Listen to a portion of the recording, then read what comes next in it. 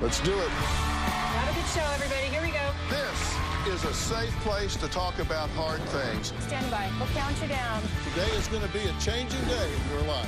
5, 4. Get ready to take care of you.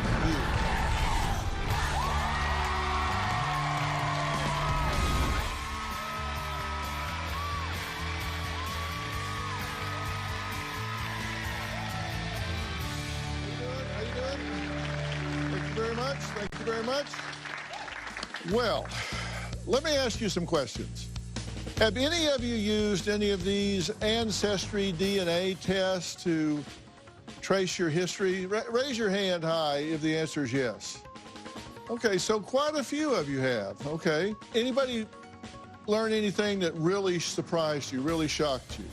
What'd you find out? I found out that I'm directly related to 4 people who came over on the Mayflower, and I'm adopted and didn't know anything about my biological history. Oh, really? Wow. 10 million people from around the world have learned about their ancestors by using their DNA. And many Americans were able to go back hundreds of years and learn they're related to people who were everything from farmers to nobility. And on a darker side, slaves and slave owners. So what does this mean for us today? Now, perhaps nothing or maybe everything, because when we're still working out issues from the past that have to do with race relations today, our history matters. Some people claim the way to solve the huge disparities between the races is to pay reparations or compensation given to black citizens in the form of money, homes, land, any monetary plan that acknowledges and addresses the harm caused by black enslavement in America. But there are critics who say, why should I pay reparations for something I did not do? Take a look. A lot of people just don't know what you're talking about when you use a word like reparations. The concept of reparations dates back to just after the Civil War, when the federal government initially promised, but never delivered, 40 acres and a mule to former slaves. What we're really talking about is addressing past specific economic harms, addressing the challenges we have today. Top Republicans oppose Booker's idea. I don't think reparations for something that happened 150 years ago for whom none of us currently living are responsible is a good idea. We've elected an African-American president. We've tried to overcome all of our mistakes with the American Indian, you name it. We're not a perfect country, but we're trying to form a more perfect union, and I don't think this helps. It's not a Republican or Democratic issue. It is an issue that African Americans remain the only population that can trace its history to bondage, to being chattel. Slavery was reprehensible. It's indefensible. But reparations presents a whole different issue. It is clearly an opportunity for America to enter into a constructive dialogue, an open dialogue about the impact of slavery and racism. Well, Patrice has been hearing stories about her ancestors since she was 4 years old and did her own digging into her DNA. She says while her great-great-grandmother Florence was a black woman born into slavery, Florence's grandfather and Patrice's great-great-great-great-grandfather was a white slave owner. However, Florence received 40 acres of land from her slave owner father, which completely changed the life of her descendants for the better. And that is why Patrice says she believes reparations are absolutely necessary. I have very strong feelings when it comes to reparations because my family received a form of reparations. My great-great-grandmother Florence was born 6 months before the Emancipation Proclamation was signed. She was an enslaved baby. Florence's father was Ephraim Peyton Jr. Ephraim Peyton was a white slave owner. This is the 1880 census, and it shows my great-great-grandmother Florence listed here under her father's household, and she is a servant in his household, and she was his daughter also. I believe Florence must have had a good relationship with her father because when it came time for her to marry, he helped them buy 40 acres of land in Hazelhurst, Mississippi. My family got reparations from my great-great-great-grandfather, Ephraim Peyton Jr.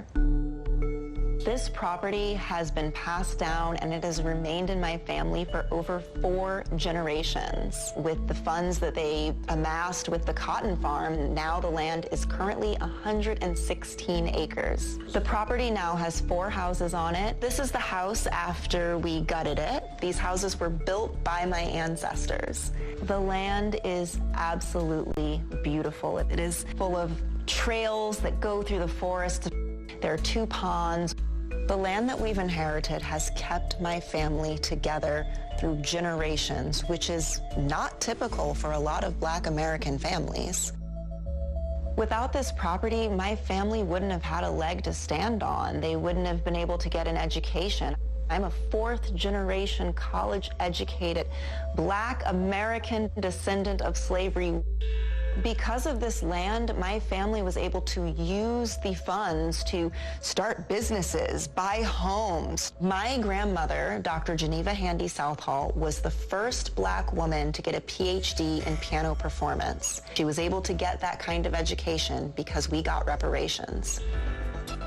I firmly believe in reparations. When I walk through the land, I wonder, like, hey, one ancestor received reparations in my family. What would have happened if all of my ancestors received reparations? What would have happened if all Black Americans received reparations? Where would we be today? Priest, I appreciate your being here. So grateful to be here today. Well, I'm glad that you are. You told producers that you were only 4 when you learned that you were a descendant of both slave and slave owners. That is correct. Now, as you grew up, how did this affect you? What did you think about? Well, for one, I'm very light-skinned as a Black person, and we're very different complected in my family. And I always wondered about it. And growing up, I would go to school and people would wonder what my race was and where I came from. So I think at a very young age, I was curious. And since my parents knew so much about our family history and they wanted me to know the truth, they told me right away, you know, you are the offspring of this woman, here is her picture, and this man, and they told me everything. So there was a slave owner and a slave, but apparently this was a relationship that wasn't totally toxic because, as you say, this reparation was made voluntarily, right? Yes. I mean, I believe that my second great-grandmother, Florence, did have some sort of positive relationship with her father because, I mean, when she asked for help, he would give it to her. And this has made a big difference in your family, as you pointed out, and sustained your family across generations, right? Absolutely. Generations of farming. My ancestors, right out of slavery, could read and write, and I think that's why I know so much about my family history. We have autobiographies. I mean, I think wealth comes in many forms. It comes in education. It comes in just our family being together still after all of these years.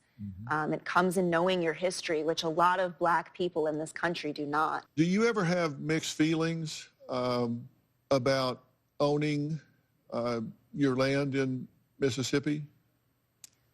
I don't necessarily think I have mixed feelings, but I do know that it is a privilege, and most Black people in this country did not get that privilege. And I'm a firm believer that when you have privileges, you should use them to help others. So traditionally, this land in my family has always been land that has helped the community, and now that I have kind of taken over everything, I will do the same. One of the questions that I hear and that I read about is that there is no one alive today that was a slave owner. Correct. There is no one alive today that was enslaved. So how does that translate back to 150 plus years ago? Well, I don't think reparations is only a conversation about slavery. I think reparations need to be paid for Reconstruction, the Jim Crow era, police brutality over the years. I mean, my mother went to jail 7 times during the Civil Rights Movement. She was put in solitary confinement as a 15-year-old little girl.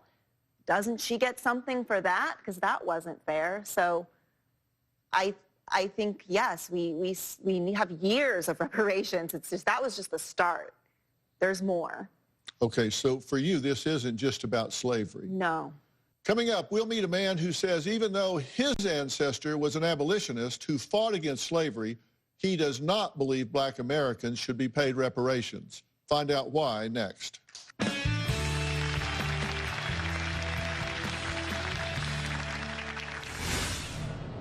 How do you blame America for things that predate America? I mean, we have these problems where you have to define what does it mean to be black. Am I black? And later, money would be paid by the federal government. The U.S. government doesn't have money. All of their money comes from taxes. So to say you're not going to take it from people today, you're right. You're going to take it from future generations. In 2019, Evanston, Illinois was the first in the nation to implement reparations, an effort to address harms from slavery to discriminatory housing policies.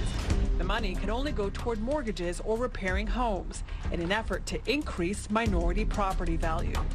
Ramona Burton is one of 16 eligible residents picked in a lottery to receive $25,000 in reparations. Is it enough for reparations? It's a start, but I don't think it's enough for all minorities have been put through. For people who don't understand why black Americans should receive compensation or restitution, what do you say to them?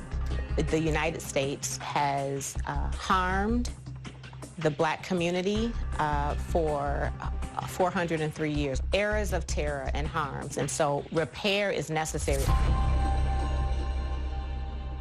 In 1860, over $3 billion was the value assigned to the physical bodies of enslaved black Americans to be used as free labor and production.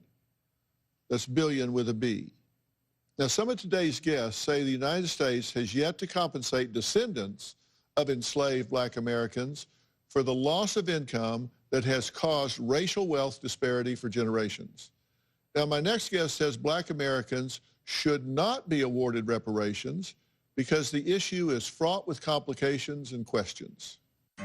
My fifth great-grandfather, Orson Smith Murray, was an abolitionist from the 1830s until after the Civil War. He was known to have said that slavery was the struggle of the hour at the time. That was the big issue in our country. Learning about my fifth great-grandfather also kept my interest in social and political issues. When it comes to reparations for American slavery, I think morally it may be a good idea, but practically it's not. Reparations for slavery were a good thing 150 years ago. I think today they're not being used in any sort of good way. It's not well thought out. Who's going to pay for it? It's going to be future taxpayers. If you really wanted to help the black community, you wouldn't just want to write checks to the black community. You'd want to solve the problems with absent fatherhood or the broken education system in those communities. I've never seen a plan put down that would work rationally, ethically, or morally. I'd like to now introduce political writer and consultant Joshua Ferguson and also Alex Gruenfelder, who ran for Los Angeles mayor this past year. While he didn't make it past the primaries, he has now joined Karen Bast's team as the head of her youth engagement department. So welcome to both of you. Appreciate you joining the conversation. Joshua, let me start with you. You say that this is a really complicated issue and that trying to do this now is just fraught with so many problems that it's undoable. Yes. You have to define terms that people don't want to define. What does it mean to be black? What do we mean by reparations? What will it be used for? To find out who would qualify would almost put us into a dystopia of classes against each other, trying to divide us up as opposed to trying to unite us with any sort of goal. So I think there are more complications and problems than there are solutions. Do you say it shouldn't be done because it's too complex to come up with an answer, or because there has been inequities that are still having an effect? You just don't know how to level the playing field? What's your...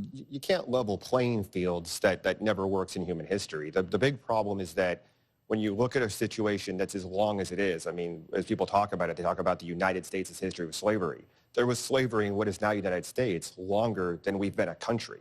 It's like 260 years of slavery under Spanish rule in Florida, 230 years of America. How do you blame America for things that predate America? I mean, we have these problems where you have to define what does it mean to be black. You know, doing my own ancestry, we have through my father, it's like 2% Congolese DNA. I have no idea where that comes from. I can tell you it's 7 or 8 generations back, and my family was here in the country at that time. So am I black? I mean, it becomes a very complex issue. Alex, how do you respond to this? I think that really when we look at reparations as a concept, we look a lot at the most polarizing part of it, and that's this idea of cash payment. And I think that we need to realize as a society that we're not only a country that was built upon slavery and that was built upon systems of institutional racism, but we also need to accept the fact that some communities have then been invested in by the government in the years since more than others. And so I think that when we talk about the racial wealth gap in this country, we're less talking about a cash gap. We're less talking about something that needs to be solved by taking a check from one person and giving it to someone else based on classifications of who is black and who's not, but also looking at ways that we can invest in communities. Mm-hmm. Have reparations already been made across the last certainly 60, 70 years? I think that we have begun to make progress in a positive direction, but it is moving too slowly. Well, a lot of scholars would say that federal and state governments have already spent billions on social programs such as affirmative action, welfare, subsidized housing, health care, employment, development, education, that these programs that have benefited the black community constitute reparations in the billions and billions of dollars. Does that count for anything? First of all, there's trillions, if we want to talk money, owed.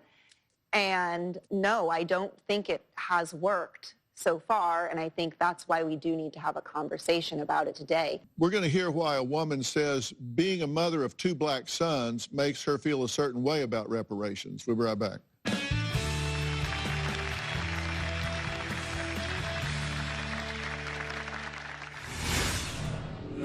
Is there any response that America could give right now to stop this? That's the problem. It's too little too late. We've had so much time to figure this out, but nothing has ever been done. So these are the 2 sides of my family. This is my Peyton side, which is my white slave-owning side, and these are my ancestors who were both born enslaved. Why my 3rd great-grandfather helped my great-grandmother Florence, I don't know. I know in my great-grandfather's autobiography, he discusses this term called an acknowledged offspring. He was a judge. His father was a judge. They were about justice. I think they knew that giving her some land to get started with was the right thing to do. Today, we're talking about whether reparations should be given to black Americans for the horrible crimes their enslaved ancestors suffered. Now, I'd like to now introduce Ashani Mfoko, anti-racist educator and activist, and welcome her into this conversation. So thank you for being here today. Thank you. Thank you for having me. Let me let you add to the conversation based on what you've heard so far. I think that there cannot be healing without reparations. There cannot be reconciliation without reparations. People talk about unity. We need to come together. We need to focus on what brings us together, not what divides us. Reparations is a part of what can bring us together and bring the healing that we need in our country. And how do reparations begin to foster that? I think reparations is, first of all, an acknowledgement. This was wrong, this happened, and not only did it happen, because it wasn't just a one-time thing, it's a lineage, it's a legacy that has continued, it has transformed, it never stopped. And I think that's what people missed. When George Floyd was murdered, everybody kind of woke up like, oh my God, what just happened? And we're like, what do you mean? It's been happening. Where have you been, right? So it's a continuation that started there, but it's continued on. So reparations is an acknowledgement that something needs to happen to begin to repair the damage that has been done. I had people asking me, is there any response that America could give right now to stop this? To stop what? Protesting? The riots and the demonstrations. See, I think that's the problem. It's too little too late. We want to respond. We need to be proactive. And reparations is about being proactive. We've had so much time to figure this out, but nothing has ever been done. So what does that tell you? There's a disconnect that's there. And again, education. People don't even know the history. They don't even know what it is. So they can't connect it to what's happening today, and that's the problem. That's why we have to say reparations are something that we need to talk about, and people are like, well, what do you mean? Well, why is that? Because you don't know the history, because you never got the education. So there's no acceptable response reaction in the short term, but what is it in the long term? It's everything. It's hitting every area that has been touched by systemic racism. We're talking about housing discrimination. We're talking about financially. We're talking about in healthcare. The maternal mortality rate for Black women is higher than any other group. Everything that's been touched by it in our society, which has basically been embedded into the fabric of our society, it has to be addressed in every single area. It's not just a check. That's just like the beginning. All right. When it comes to race, find out why our next guest says we're looking too much at the past and not enough at the opportunities that we have right in front of us. We'll be right back.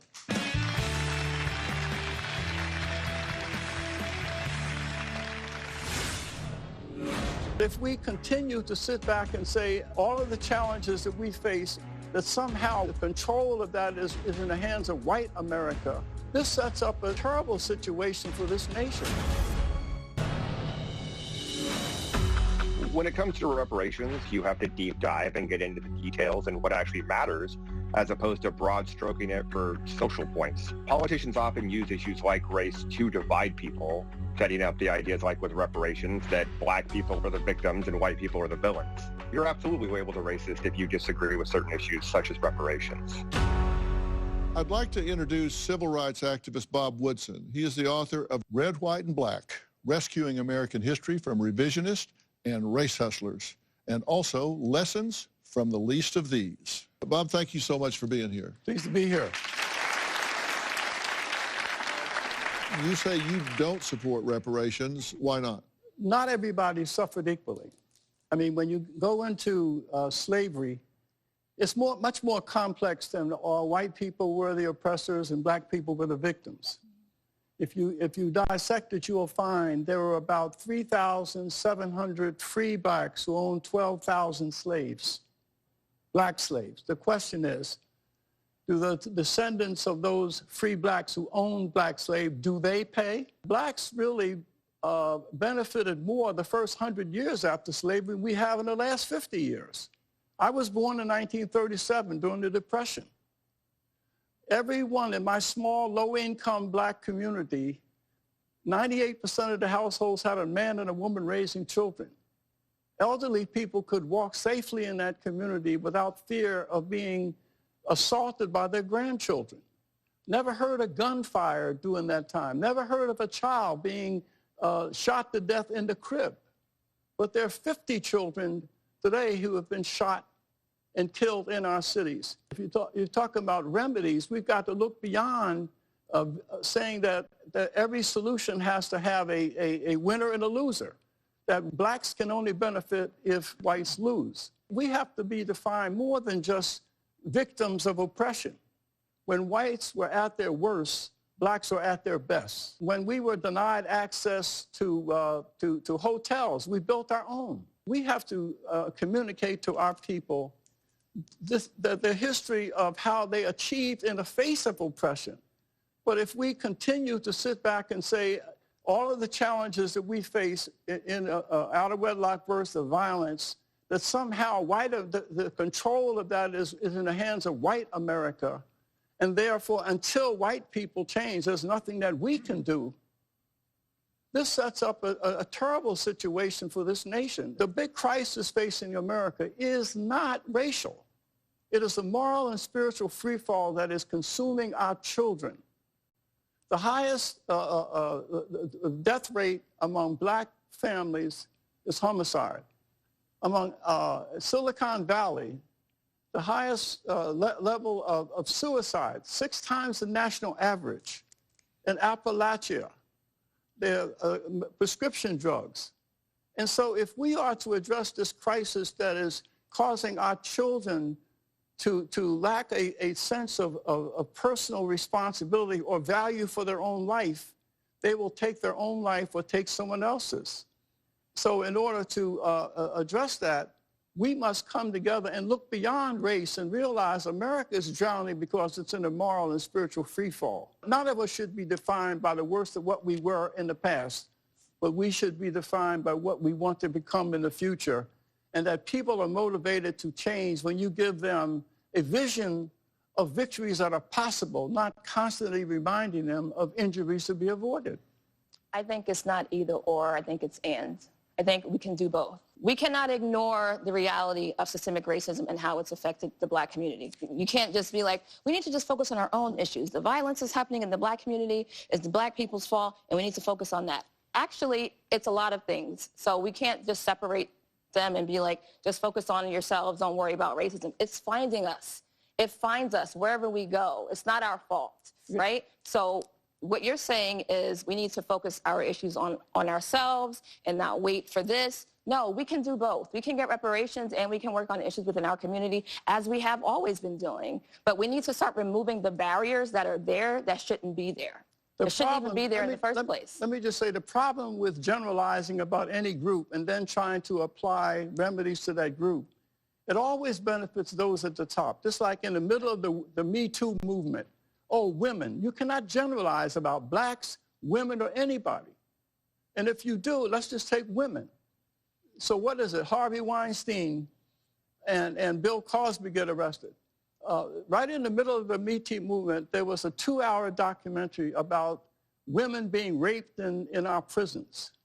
For 2 hours, every one of the victims was a black woman. Every one of the villains was a black guard and a black officer. It did not generate any debate or discussion because it did not fit the racial narrative. In other words, the only time that we can become upset is when evil wears a white face. I disagree. To take a break here, if a reparations proposal is passed, how do we come up with a plan that makes sense?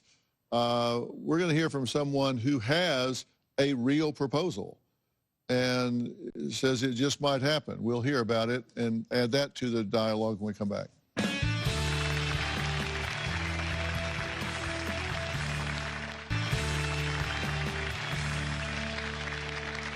Well, we've been talking to our guests and experts today about whether or not offering reparations to Black Americans is the right thing to do. I want you to listen to something that is often not heard.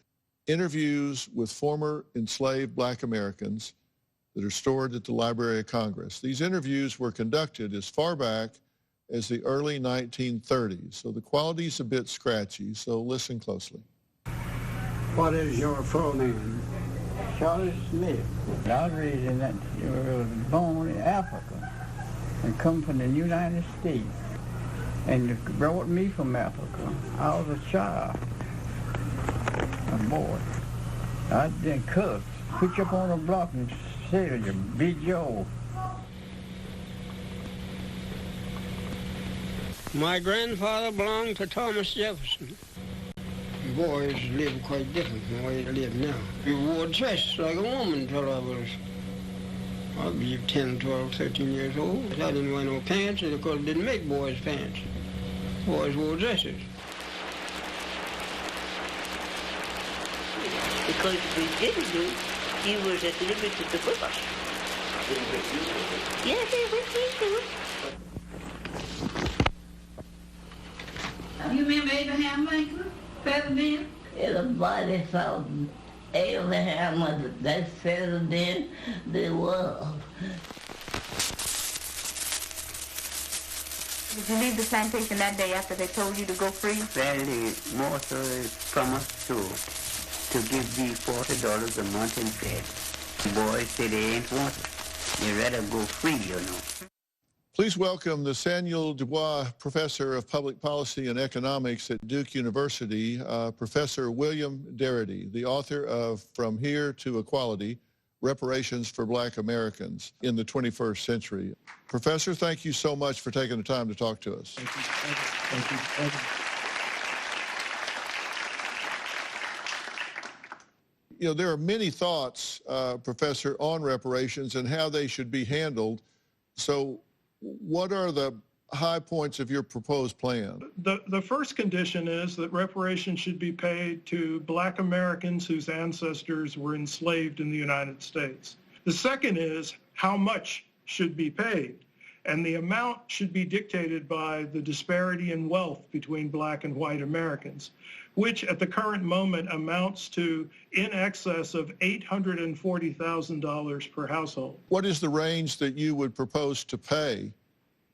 So my objective, and the objective that Kirsten and I describe in our book, is to eliminate the racial wealth gap in the United States. And this would require an expenditure of $14 trillion, which would be distributed evenly across the 40 million Black American descendants of U.S. slavery. That would be approximately $350,000 per person. And where would that money come from?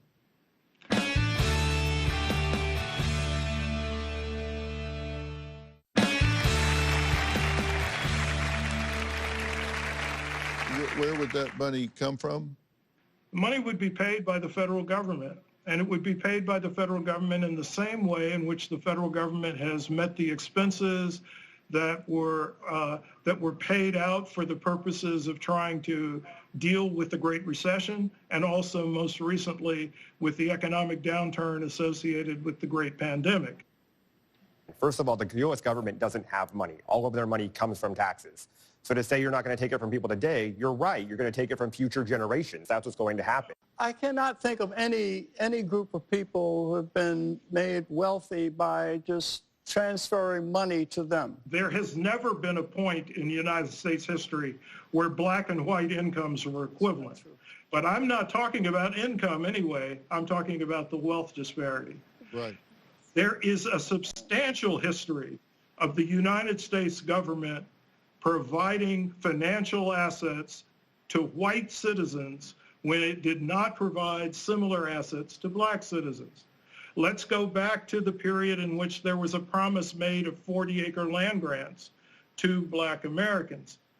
At the same time, when that promise was not fulfilled, the U.S. government gave 1.5 million white families in the United States 160-acre land grants in the Western Territories under the Homestead Act of 1860. That was a transfer that has resulted in a situation in which 45 million living white Americans are continuing to be beneficiaries of those land patents. Okay, let me jump in for a second here, because my name's on the wall everywhere.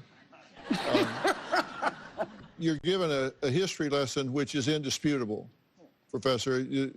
Those are the facts. But I can tell you from a psychological perspective that if you take $350,000 or $840,000 and you write a check to any group of people, Black, white, poor, homeless, whatever, you give any group of people that much money and say, there you go, best of luck, and you come back in 6 months, they're going to be broke. So whatever reparations are done, that would be an absolute disaster as opposed to guidance and help in creating generational wealth as opposed to income. Right. That would be an absolute disaster. No one ever says that that there's going to be mismanagement of funds when we're talking about the distribution of reparations payments to other communities. I just said it. I just said you give that money to anybody, they're going to mismanage it. They're going to blow it. Look at the fraud that just occurred with all of the money that was given in support of COVID. Okay, now I have to take a break for a second, and we'll be right back. And I'll start with you, and I want to hear from the audience. I know you guys are wiggling in your chairs. So I'm going to let you guys speak when we come back. We'll be right back.